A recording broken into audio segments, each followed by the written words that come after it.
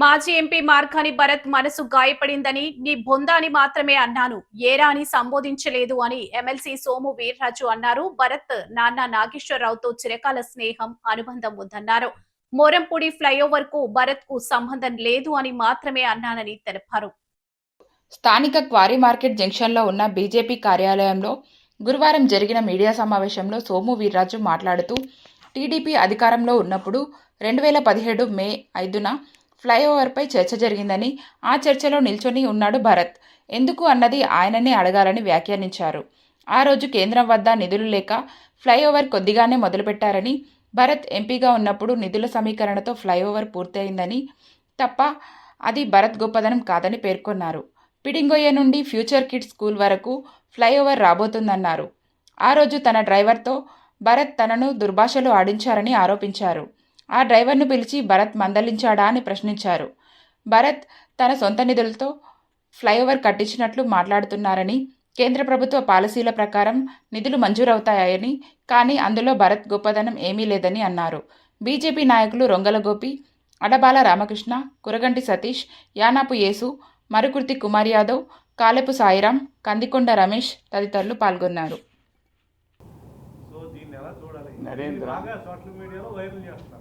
కొంతమంది కొన్ని జాగ్రత్తలు తీసుకుంటారు, అర్థమైందా? మరి అలా మీరు చేసుకుని 14, 19 మేము వాళ్ళు మిత్రపక్షం అని కాదు. బుచ్చి చౌదరి గారు, మురళీమోహన్ గారు ఎంపీలు వారిద్దరు అడిగారు ఏమని, ఈ ఫ్లైఓవర్ కావాలని. ఇది చూడండి మీటింగ్, ఇది ఫ్లైఓవర్ మీటింగ్ 5th మే 2017. ఏమండి, ఇప్పుడు నా మొహం కనపడకపోయినా పర్వాలేదు, ఇందులో భరతబాబు కనపడాలి. కనిపించాడా?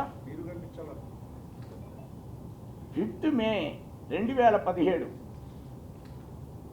2017లో ఈ బాబు ఇక్కడ ఉన్నాడు చూడండి, ఎక్కడున్నాడు?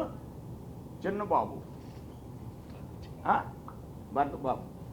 నేను రోజు చెప్తున్నానా ఆయన సంబంధం లేదా, వాళ్ళిద్దరు అడిగారని. మరి నాది అంటే ఎలాగా? ఆ ఫ్లోలో అడుగుందా అన్నానంతే. అక్కడ కాదు. ఇది ఈ మీటింగ్లో ఎక్కడున్నాడు భరతబాబు, ఎందుకు వచ్చాడు అక్కడికి అని భరతబాబుని మీరు అడగండి, నేను చెప్పను. అర్థమైందా? సరే, మా వాళ్ళు వచ్చారు. భరత నేను అడుగుతున్నా, నేను బీజేపీ అయితే ఆయన్ని ఏమయ్యా మాది 81లో కలిసింది, నేనున్న తారక రామనగరు, నువ్వు ఎంపీ అయినా రాజమండ్రి శాసనసభ్యుడిగా నీవు వ్యవహరిస్తున్నావు కదా, ఒకసారి మా ఏరియా రామ్మ 1981లో కలిసింది మున్సిపాలిటీలో. ఇప్పటికీ నేను రెండోసారి ఎమ్మెల్సీ అయినా అక్కడ పనులు ఒక్కోటి చేయించగలుగుతున్నాను ప్రభుత్వం యొక్క ఆర్థిక పరిస్థితుల దృష్ట్యా. పోయినసారి చంద్రబాబు నాయుడు గారు 5 కోట్లు ఇచ్చారు, ఇప్పుడు మరలా 10 కోట్ల కోసం ప్రయత్నం చేస్తున్నాం. ఓ చిన్న బిట్, అది ఓ పోలింగ్ బూత్. అక్కడికి రమ్మని ఎన్నిసార్లు అడిగానో భరత్ గారిని, అయ్యా ఒకసారి రండి, మీరు నగరం అంతా పర్యటన చేస్తున్నారు అంటే, అంకుల్ కమిషనర్ గారితో మాట్లాడాలి. ఏంటి ఆయన వచ్చి చూడటానికి కమిషనర్ గారితో మాట్లాడడం ఏంటి? మొన్న నేను ఎమ్మెల్సీ అవ్వలేదు, ఎమ్మెల్యే గారికి చెప్పాను, ఆయన వచ్చి వెంటనే విజిట్ చేసి మొత్తం అంతా చూశాడు. అది చెప్తూ కూడా ఇలా చేయలేకపోయాడు అన్నాను. అంటే ఆవేళ ఆ డ్రైవర్ని పెట్టి నన్ను ఏం తిట్టించాడయ్యా? ఏం తిట్టాడు? ఆడియో అని కాదు, లంజా కొడుకు అన్నాడు. నన్ను కంప్లైంట్ ఇమ్మన్నారు పోలీసు వాళ్ళు. మరి నా డ్రైవర్ని పిలిపించి మినిమం మందలించాడా? ఏమైనా వీర్రాజు గారిని ఇలా అనకూడదు అని మీకు ఎవరికైనా చెప్పాడా?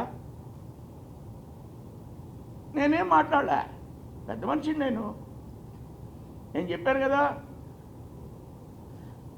మా ఏరియా ఆయన రాలేదని అంటే ఒక ఓపెనింగ్లో ఆయన ఏమన్నారు, ఆయన నేను రాలేకపోయాను, ఆఫీసర్ని అడిగాను, అందరినీ తీసుకెళ్ళి చేస్తాను. ఈ ఎమ్మెల్యే గారు అందరినీ తీసుకురాలేదు, ఆయన వచ్చి చూసి తర్వాత ఆఫీసర్కి చెప్పాడు. ఆఫీసర్ రావాలంట అని ఎన్నిసార్లు అడిగినా రాలేదని చెప్పాను. ఈ బాబు వచ్చిన తర్వాత బాగా చేస్తున్నారు మా ఏరియాలో అని. అంటే దానికి నేను ఆఫీసర్ని తీసుకురావాలనుకుంటున్నాను, అందుకు నేను రాలేకపోయాను. ఆయన అంటే గౌరవం లేక కాదు, గౌరవాలు అగౌరవాలు కాదు, ఇంత అనుబంధం ఉంది కదా. ఈ ఏరియా 81 నుంచి ఎలా ఉంది కదా, తమరు ఒకసారి రండి అని అడిగాను. సరే, దానికి ఏదో మీకు రిప్లై చెప్పాడు. మరి ఆ డ్రైవర్ నన్ను లంచా కొడుకుని తిట్టడం ఏంటి? తిట్టొచ్చా? పోనీ నువ్వు ఎప్పుడైనా పిలిచి ఆ డ్రైవర్ని మందలించావా? ఇప్పుడు నేను చెప్తున్నా, ఆయనకి నా కొడుకు లాంటోడు ఇవన్నీ రాంగ్ ఇన్ఫర్మేషన్ ఇస్తున్నాడు మీకు. కాబట్టి ఇలా అన్నాను, ఆవిడ పొందా అన్నాను. ఆయనకు ఆ రాత్రి అంతా నిద్రపోకపోతే, ఎక్సర్సైజ్ చేయలేకపోతే, బాగా రాత్రి అంతా తీవ్రమైనటువంటి మనోవేదనకి నిద్ర పట్టుపోయి తీవ్రమైనటువంటి మనోవేదన గురైతే నేను ఆ మాట వెనక్కి తీసుకుంటున్నాను. ఆయనకి ఇబ్బంది కలిగితే నాకేమీ అభ్యంతరం లేదు. అబద్ధాలు మాత్రం చెప్పొద్దనండి. ఇది నువ్వు శాంక్షన్ చేయించలేదు,